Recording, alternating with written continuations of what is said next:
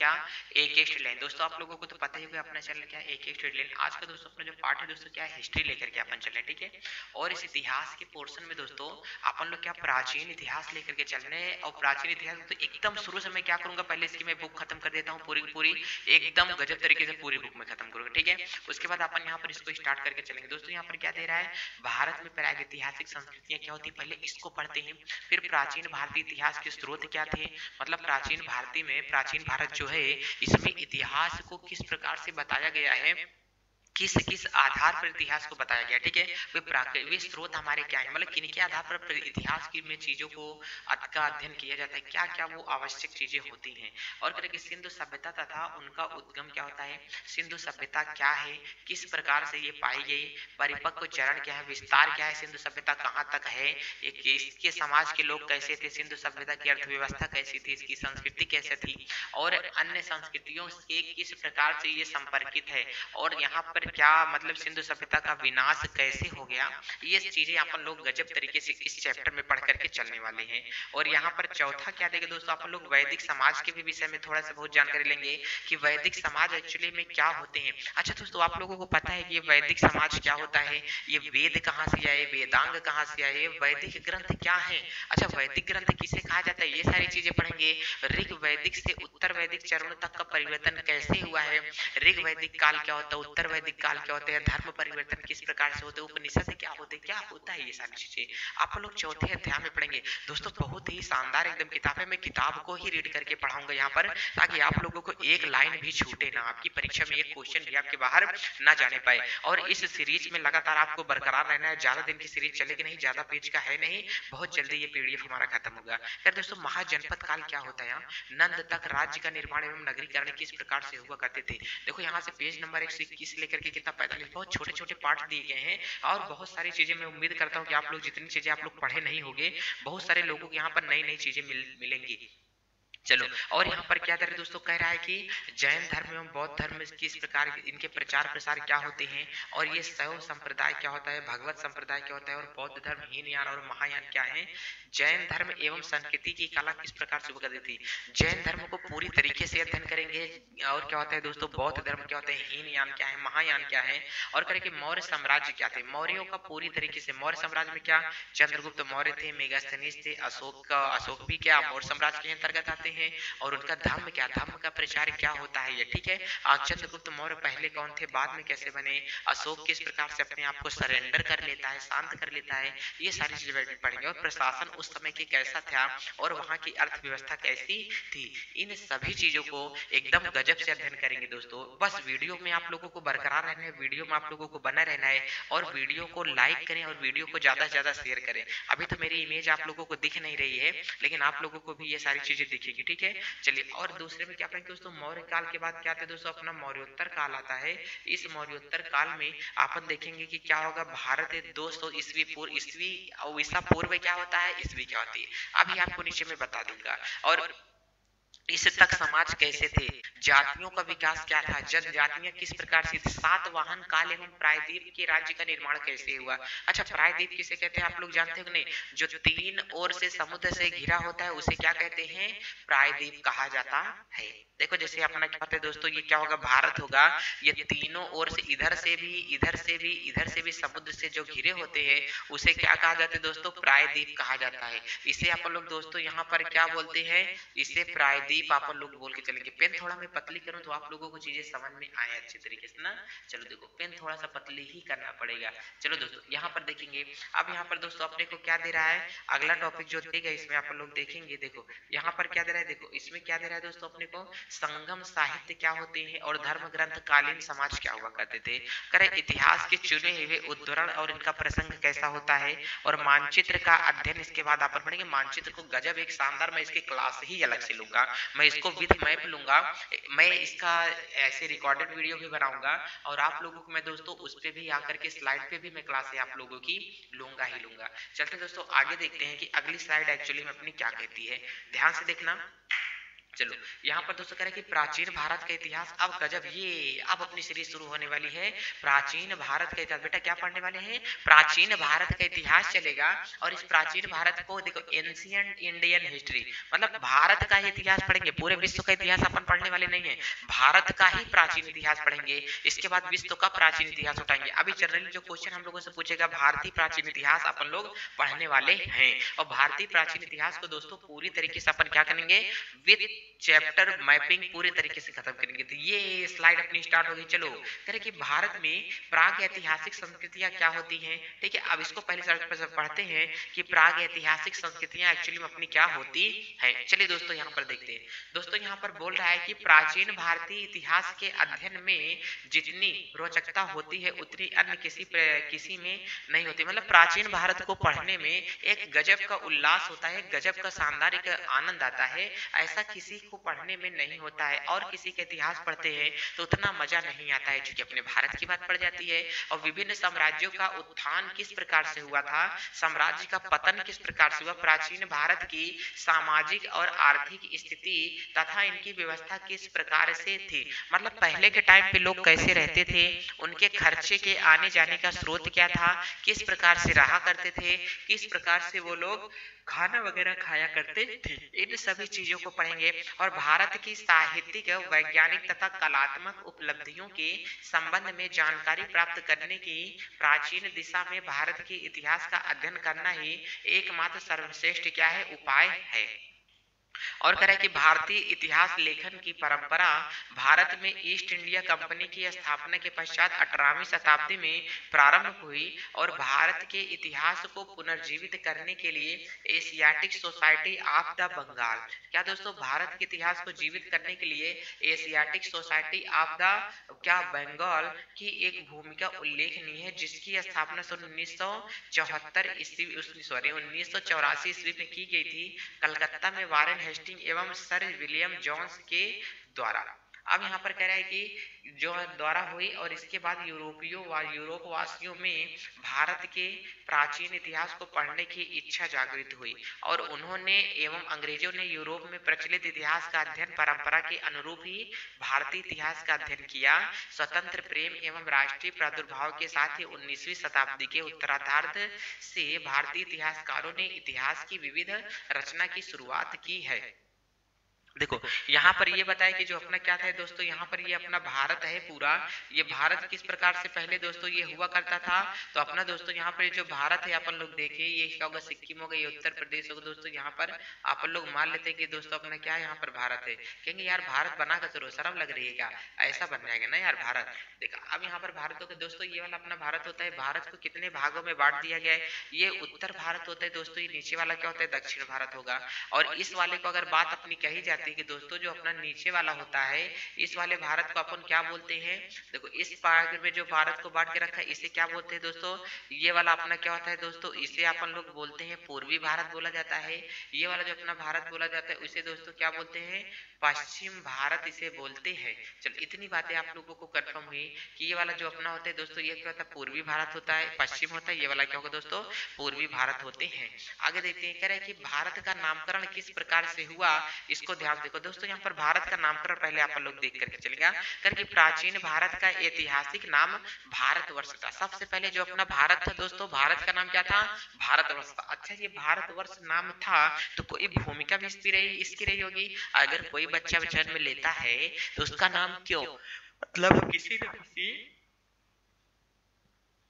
स्रोत के आधार पर ही भारत का नाम दोस्तों भारत रखा जाता है। इस देश का नामकरण कैसे हुआ, इस संबंध में प्राचीन भारतीय इतिहासकार, विचारक तथा विद्वान साहित्यकारों का मत एक नहीं है।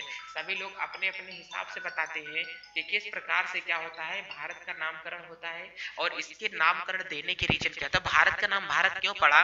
बहुत से लोगों ने इसके विषय में तर्क दिया, जैसे कह रहा है कि देखो, महाभारत के रचयिता कौन है? वेद व्यास है। ध्यान देखो, महाभारत के रचयिता कौन है दोस्तों? यहाँ से वेद व्यास हैं। और व्यास जी के अनुसार भारत का नाम भारत कैसे पड़ा? क्योंकि दुष्यंत के पुत्र सम्राट भरत के नाम पर भारत का देश, मतलब दुष्यंत के पुत्र कौन थे दोस्तों? भरत। राजा दुष्यंत थे और राजा दुष्यंत के पुत्र कौन थे? भरत थे। और भारत के नाम पर ही भारत का मतलब भारत का देश कहा जाता था। इससे आशय यह निकलता है कि भारत का देश, भारत जिस देश में रहते हैं वह उनका देश होता, इसलिए इसे क्या कहा गया? भारतवर्ष कहा गया। और करके ऐत्रेय ब्राह्मण के अनुसार भारत एक चक्रवर्ती राजा थे जिन्होंने चारों दिशाओं में अपना राज्य कायम किया था।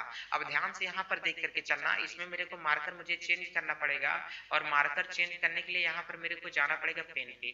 देखो यहाँ पर के दोस्तों सबसे पहले कौन थे दोस्तों? राजा दुष्यंत थे। ध्यान से देखना, राजा थे दोस्तों। और राजा कौन थे? दुष्यंत थे। देखो राजा दुष्यंत के एक दोस्तों कौन थे? पुत्र थे जिनका नाम दोस्तों क्या था? भरत। ऐसा माना जाता था कि अगर भरत जिस घर में रहता है उस घर का नाम क्या? भारत का घर कहेंगे। तो भारत जिस गांव में रहता था, जिस देश में रहता था, उसे कहा गया कि ये क्या है? ये दोस्तों भारत का क्या है? देश है। रात बहुत हो चुकी है दोस्तों, ये क्या है? भारत का देश कहा जाता है। और भारत के देश का होने के कारण इसे दोस्तों क्या कहा गया?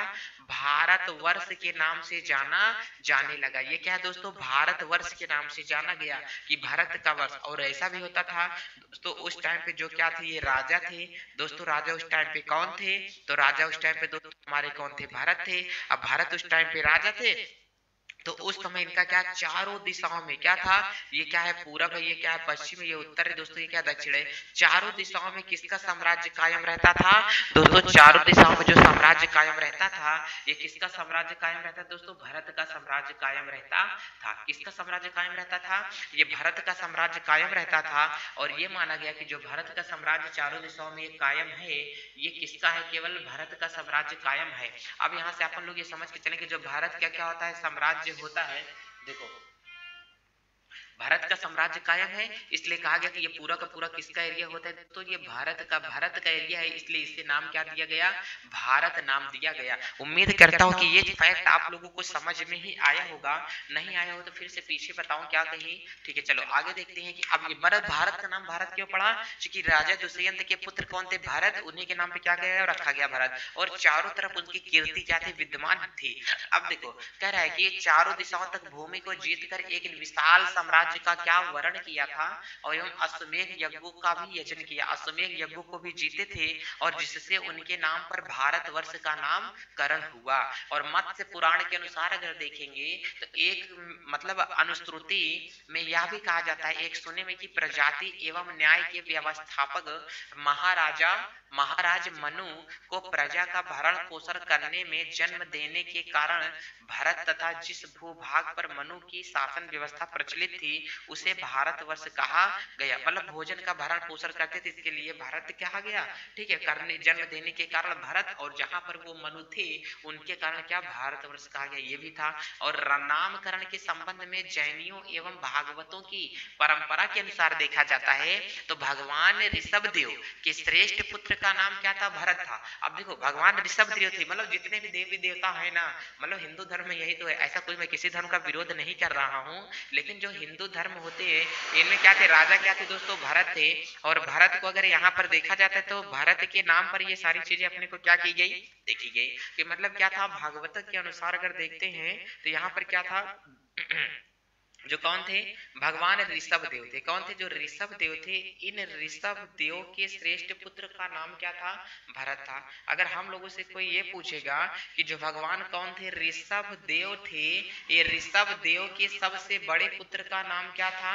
ऋषभ देव के सबसे बड़े पुत्र का नाम क्या था? तो ऋषभ देव के सबसे बड़े पुत्र का नाम भरत था। और उनके नाम पर भी दोस्तों यहाँ पर क्या? इसका नाम भारतवर्ष रखा गया है। इतना अपन लोग समझ सकते हैं कि उन्हीं के नाम पर क्या रखा गया? भारतवर्ष रखा गया है। अब देखो यहाँ से क्वेश्चन अपने से पूछ सकता है। क्वेश्चन क्या पूछेगा? फिलहाल ये चीजें दिमाग में रख करके चलना है कि एक तो कौन थे? ऋषभ देव थे। एक कौन था? यहाँ पर ऋषभ देव थे। और ऋषभ देव के पुत्र का नाम भी क्या था? भरत था। और राजा दुष्यंत जो थे वो राजा दुष्यंत के पुत्र का नाम भी क्या था? हमारा भरत। देखो स्लाइड मिले तो बताता हूँ, है नहीं। देखो अब यहाँ पर क्या था, राजा दुष्यंत के पुत्र का नाम, देखो यहाँ से ध्यान रखने वाली बात केवल इतना है कि जो ऋषभ देव थे, ऋषभ देव के पुत्र का नाम भी क्या था, भरत था। राजा दुष्यंत के भी पुत्र का नाम क्या था, भरत था। इनके नामकरण के अनुसार ही भारत का नाम क्या पड़ा, भारतवर्ष पड़ा। अब नामकरण के संबंध में उपर्युक्त तथ्य तर्क संगत नहीं कहे जा सकते हैं। मतलब नामकरण के संबंध जो भारत का नाम क्या दिया गया है, यहाँ से भारतवर्ष अपने को दिया गया है। अब इसके संबंध में आपन ये नहीं कह सकते हैं कि भारत का नाम जो भारतवर्ष दिया गया है, इसके संबंध में कोई एक निश्चित तथ्य ही अपने को मिल सकता है। ये कोई प्रामाणिक बात नहीं हो सकती है। इसके संबंध में कोई एक निश्चित कथन नहीं कहा जा सकता है। ये सभी लोगों की ऐसी कल्पना की गई है। इसके बारे में कोई निश्चित प्रमाण नहीं है कि इसी के नाम पर भारत कहा जा सकता है। पढ़ने के आधार पर हमको ये जानकारी होनी चाहिए कि क्या क्या चीजें घटित हुई थी और किसके बारे में क्या क्या चीजें के बारे में बताया गया है। आप देखो करें कि नगरों के नाम रखते ही देखे गए हैं कि बड़े बड़े देशों के नाम वहां के निवासियों के साथ ही रखे जाते हैं, जातियों के ऊपर भी रखे जाते हैं। और इसी संदर्भ में वैदिक आर्यों की भारत जाति के नाम पर इस देश को भारतवर्ष नाम माना जा सकता है, क्योंकि यह जाति तत्कालीन परिवेश में राजनीतिक शक्ति एवं वैदिक साहित्यिक एवं सभ्यता के विकास में अग्रणी थी। इसी के आधार पर इस जाति के द्वारा प्रस्फुटित संस्कृति से प्रभावित सारे राष्ट्र का नाम भारतवर्ष पड़ा। अब देखो कह रहा है कि मतलब जिस देश में के लोग रहते हैं, अगर मान लेते हैं कि जैसे आपन क्या है, यहाँ पर क्या है, जाति अपनी क्या है, हिंदू है, तो हिंदू लोग जिस देश में रहते हैं उसे क्या कहा जाता है, हिंदुस्तान कहा जाता है। हम भारत के रहने वाले हैं, भारत की बात सुनाते हैं ना, यही तो कहा गया है कि अगर हिंदू जिस देश में रहेंगे उसे क्या कहा जाएगा, हिंदुस्तान कहा जाता है। ठीक है, अगर मुस्लिम जिस देश में रहेंगे उन्हें मुस्लिम स्थान कहा जाएगा। तो जब ऐसा थोड़ी है कि जहां पर जैन रहेंगे उसे जैनिस्तान कहा जाएगा, इंग्लिश जहां पर रहेंगे उसे इंग्लिस्तान बोलोगे क्या, ऐसा नहीं, इसलिए उसे तो इंग्लैंड कहा जाता है ना। मतलब देखो कहीं ना कहीं ऐसा भी कहा जाता है कि जिस घर में जो लोग ज्यादा रहते हैं उनके ही नाम से वो घर क्या होता है, जाना जाता है। जैसे किसी स्कूल का नाम गर्ल्स इंटर कॉलेज क्यों पड़ता है, देखो सोचो जरा आप लोग कि किसी स्कूल का नाम गर्ल्स इंटर कॉलेज क्यों पड़ता है, क्योंकि स्कूल में जो है वहां पर गर्ल्स ही हैं। अब ऐसा भी नहीं है कि वहां पर बॉयज नहीं है, लेकिन कुछ मात्रा में बॉयज है, लेकिन बॉयज लड़कियों की अपेक्षा क्या है, कम है। अब देखो यहाँ पर वायु पुराण के अनुसार सिद्ध किया है क्या कि भारतवर्ष इसका नाम क्या हुआ पड़ा। अगर समुद्र के उत्तर और हिमालय के दक्षिण का देश भारत कहलाता है। ध्यान देखो समुद्र के उत्तर और हिमालय के दक्षिण का जो भाग है उसे क्या कहा जाता है, भारत कहा जाता है, क्योंकि यहाँ भारतीय सन्नति का क्या होता है, विकास होता है। वाह, एक नंबर की यहाँ से बात कही जाती है दोस्तों।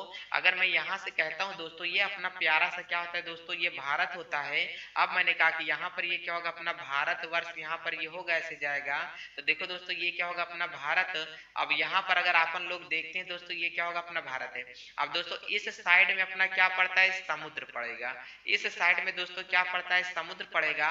और इस साइड में दोस्तों अपना क्या पड़ता है, हिमालय पड़ता है। अब देखो ये समुद्र है तो इसका उत्तर साइड का जो देश है ये क्या कहलाएगा, और हिमालय के दक्षिण साइड का देश जो होगा क्या कहलाएगा, इसे क्या कहा जाता है, भारत कहा जाता है। इसे क्या कहेंगे, भारत कहेंगे। मतलब क्या, समुद्र के उत्तरी भाग और भारत का हिमालय के दक्षिणी भाग को क्या कहेंगे, भारत कहा जाता है। अगर कि भारत के देश को आक्रांताओं ने विभिन्न नाम दिया, जैसे हिंदुस्तान होता है, नाम इसे ईरानियों ने दिया क्योंकि सा को वो लोग क्या बोला करते थे, हा, सा को क्या बोला करते थे, हा, और उच्चारित करते थे। इसी के चलते सिंधु नदी के किनारे आसपास जो था उसे क्या कहा गया, हिंदुस्तान कहा गया। ध्यान से देखो मैंने कहा कि रहने वालों को क्या, हिंदू। देखो सबसे पहले क्या होती थी, सिंधु नदी है जो कि इस समय वर्तमान में पाकिस्तान में बहती है। जो सिंधुवासी थे ईरानियों ने सिंधु नदी को ये सिंधु कहा, और वो लोग सा को, ध्यान से देखो, वो लोग हा को क्या बोला करते थे, सा बोला करते थे। अगर आज के टाइम पे सा को मैं हा लेता हूँ और धा को क्या लेता हूँ, दा लेता हूँ, तो यहाँ पर हिंदू आता है। वो दा को क्या बोलते थे, ईरानी धा बोला बोला करते थे, सा को क्या बोलते थे, हा बोला करते थे, इसीलिए वो सिंधु से क्या परिवर्तित हो गया, हिंदू। हिंदू जिस देश में रहते हैं उसे अपन लोग बोल सकते हैं कि वो क्या होता है, हिंदुस्तान होता है। उम्मीद करता हूँ कि आराम से समझाया, ये वाला फैक्ट आपको समझ में आया होगा कि भारत का नाम हिंदुस्तान कैसे कहा जाता है। ठीक है, आज की सीरीज बस इतना ही रहेगी, इसके आगे की वीडियो आप लोगों को बरकरार देखना पड़ेगा।